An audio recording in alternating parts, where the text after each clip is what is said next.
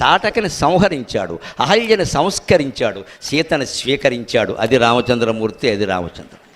తాటక తమోగుణం, రాక్షస గుణం, బద్ధకం, ఆలస్యం, హింసని మనం సంహరించాలి. మనలో ఉండే హింసా ప్రవృత్తుల్ని సంహరించాలి, ఎదగనివ్వకూడదు. ఎక్కడికక్కడ చెంప మీద కొట్టుకోవాలి మనమే ఎదవాలోచనలు వస్తున్నాయని.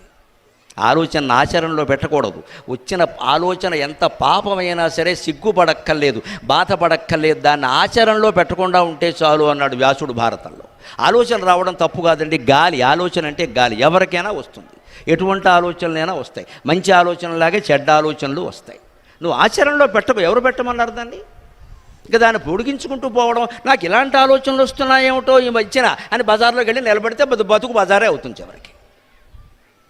నీకు అలాంటి ఆలోచనలు వస్తే ఎవరికో చెప్పమని ఎవడు చెప్పాడు? చెబితే మాత్రం చేయమని ఎవరు చెప్పారు? ఆపేయచ్చు కదా. ఆ మాత్రం మనోనియంత్రణ లేని దానికి మనం బీటెక్లు ఎంటెక్లు చదవడం దేనికండి ఇక్కడ?